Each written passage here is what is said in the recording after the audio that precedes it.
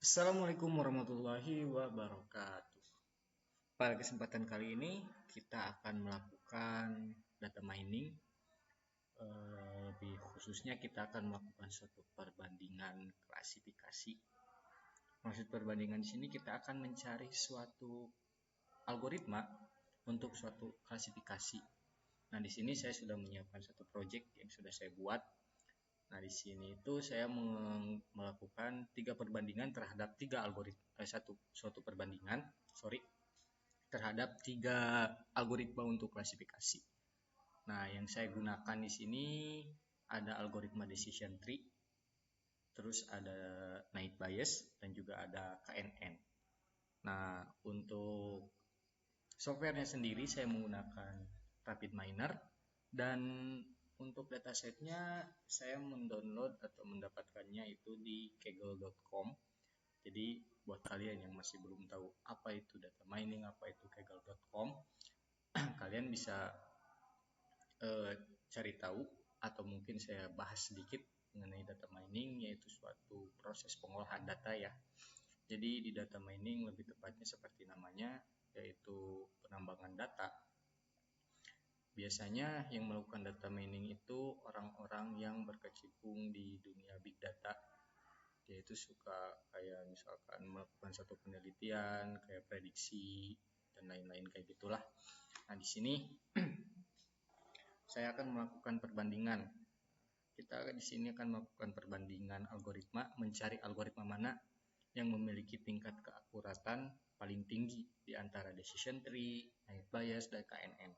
Nah, untuk datasetnya sendiri di sini itu datasetnya adalah suatu dataset pengklasifikasian atau prediksi bisa juga. Ini datasetnya bisa dilakukan untuk prediksi, klasifikasi ataupun clustering.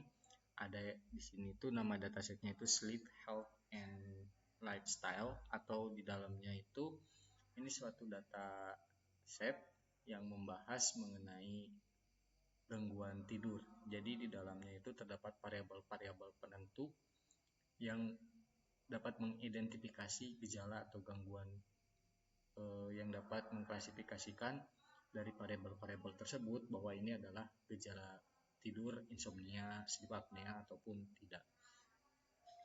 Oke, kita langsung saja. Di sini kan saya sudah membuat satu project. Nah, buat teman-teman, yang pertama kalian harus melakukan langkah pertama itu kalian sebelum membuat project, pastikan untuk memproses atau melihat dulu datanya. Kita sesuaikan dulu tipe data atau tipe atribut dari data-data yang telah kita cari. Nah, di sini saya jelaskan cara data preparation secara singkat. Nah, di sini ada yang namanya sleep disorder atau gangguan tidur. Nah, di sini tipe datanya itu atau tipe atributnya itu label. Kenapa saya jadikan label? Karena tujuannya itu kan yang dituju itu untuk mengetahui apakah orang ini terkena gangguan tidur atau tidak. Nah, jadi yang dijadikan label itu targetnya itu adalah sleep disorder atau gangguan tidur. Nah, variabel-variabel ini adalah variabel penentu, yang mana di sini ada 300 data lebih.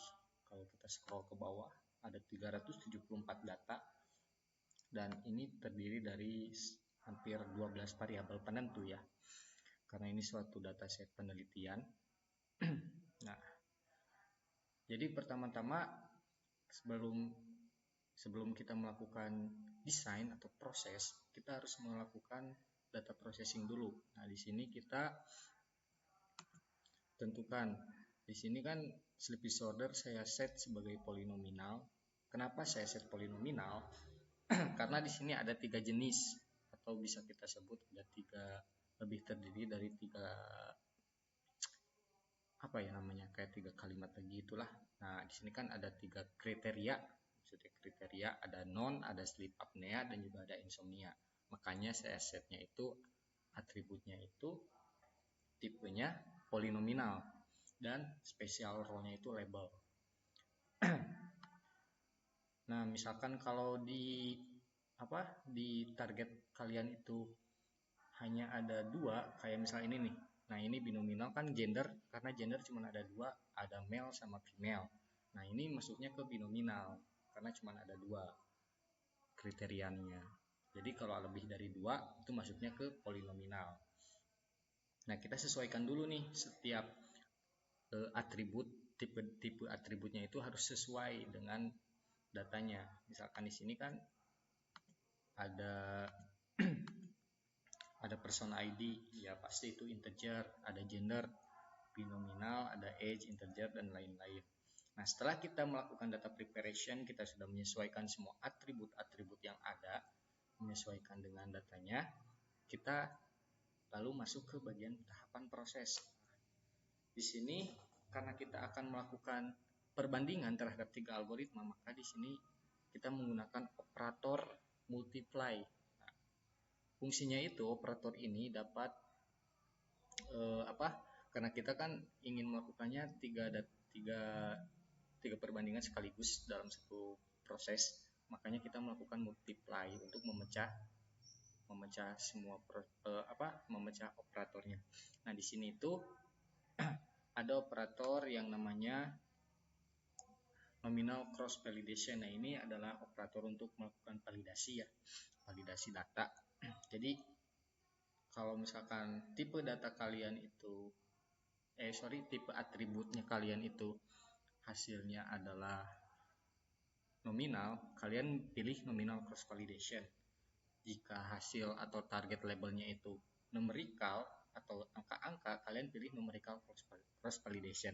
Nah, kebetulan karena di sini saya menggunakan nominal cross validation, maka saya gunakan nominal cross validation. Nah, setelah kita memasukkan semuanya ini, kita double klik di operatornya. Nah, kita akan masuk ke dalam proses validasi. Nah, di sini ada dua, ada data training dan juga ada testing. Nah, di sini untuk trainingnya kita menggunakan decision tree. Nah, ini itu untuk menunjukkan performance, jadi hasilnya di result nanti. Nah, kalau bisa kalian kasih nama di resultnya ini DT, misalkan DT itu untuk decision tree. Jadi di setiap di setiap operator validasi kalian beri nama sesuai algoritma yang kalian gunakan.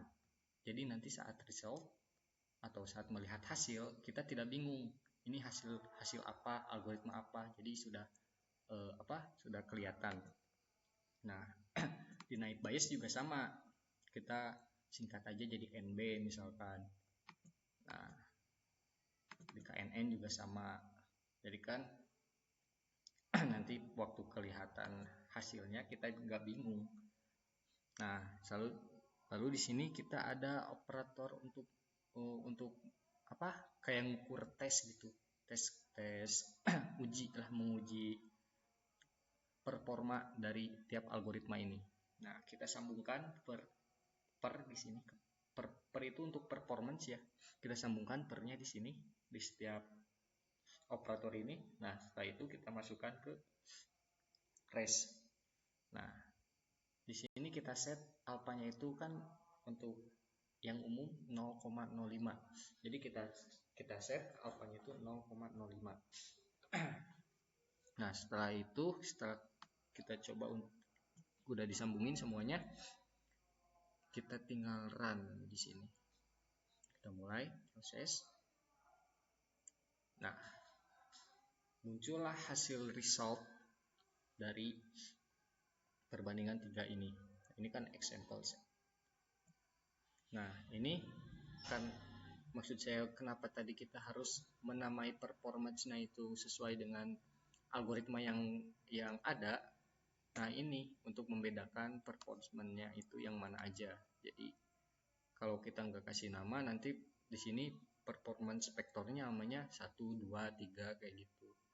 Nah, mari kita lihat di sini di performance vektor untuk KNN tingkat akurasinya itu 85,79 dan untuk nilai kappa-nya itu 0,751. Lumayan tinggi ya. Lalu untuk naib Bayes di sini tingkat akurasinya itu 90% dan untuk nilai kappa-nya 0,835, sorry. Nah, untuk decision tree akurasinya 87,18%. Lalu buat kappa-nya itu 0,768. Nah, kita lihat pairwise test-nya. Nah, di sini hasil dari t-test atau uji dari ketiga algoritma itu, yang paling tinggi itu naik bias. Nah, di sini kita dapat lihat kesenjangan-kesenjangannya. Nah, ini tuh untuk KNN. Ini untuk naik bias. KNN itu tadi berapa ya? Oh, 85. KNN 85. Berarti ini buat decision tree, ini buat naik bias, ini buat KNN. Nah, ini kita dapat lihat perbedaannya, perbandingannya itu selisih dari setiap akurasi setiap algoritma itu berapa. Misalkan di sini kan C itu kan maksudnya C itu naik bias. Nah, naik bias sama decision tree itu selisihnya 0,246. Nah, terus di sini selisihnya itu 0,16 ya buat apa sih ini teh namanya KNN. Nah, KNN 0,16, lalu 0,087 perbedaannya sama, ini perbedaan sama naik bias. Ini sama naik bias, ini sama itu, sama apa? Sama decision tree. Nah, jadi kan kita di sini kelihatan mana yang paling tinggi. Jadi, nah untuk hasilnya sendiri, karena ini yang namanya statistik, data statistik itu kan berubah-ubah, jadi nggak selalu sama. Jadi misalkan nanti teman-teman nyoba menggunakan dataset yang sama dan rancangan desainnya itu sama, belum tentu hasilnya bakal sama, karena yang namanya statistik itu datanya berubah-ubah. Karena tidak di data itu tidak 100% benar. Mustahil, bukan mustahil, susah untuk mendapatkan nilai 100% akurat. Nah, di sini kan kita udah nemuin nih yang namanya algoritma klasifikasi untuk dataset ini, ternyata cocoknya itu di naik bias. Berarti untuk penelitian dari dataset mengidentifikasi gangguan tidur ini bisa menggunakan algoritma naik bias. Nah, di sini sebelumnya saya juga udah menyambungkan model dari naik bias dan eksanya. Nah, bisa kita lihat di result. Nah, ini di simple test naik bias. Ini itu untuk hasil dari klasifikasi yang dilakukan oleh si algoritma naik bias. Nah, ini hasilnya. Dapat kita lihat, ini simple chartnya. Kita bisa atur sesuai atributnya mau apa, age, occupation, sleep duration, quality of sleep, dan lain-lain. Di RapidMiner ini cukup lengkap ya buat melakukan suatu data mining. Jadi kita dapat lihat di sini juga untuk ini mah example untuk datasetnya sendiri tentunya. Nah, ini buat nilai-nilai dari algoritma si naik bias. Nah, di sini ada confidence, apa sih ini namanya? Confidence sleep apnea. Ini untuk hasil prediksinya. Nah, ini untuk hasil prediksinya. Jika sleep disordernya non atau kita nggak punya gangguan tidur, maka prediksinya nggak ada. Nah, di sini ada insomnia, prediksinya non, dan lain-lain. Nah, jadi begitu teman-teman, mungkin buat suatu perbandingan algoritma klasifikasi di RapidMiner buat dataset sleep disorder atau gangguan tidur. Nah, kalian juga bisa coba sendiri di rumah masing-masing. Kalau ada yang penasaran ingin coba buat, kalian bisa cari datasetnya di Kaggle, atau misal kalian ingin buat suatu klasifikasi perbandingan algoritma klasifikasi menggunakan dataset yang berbeda, kalian bisa juga. Nah, mungkin sekian video tutorial kali ini. Terima kasih atas perhatiannya. Wassalamualaikum warahmatullahi wabarakatuh.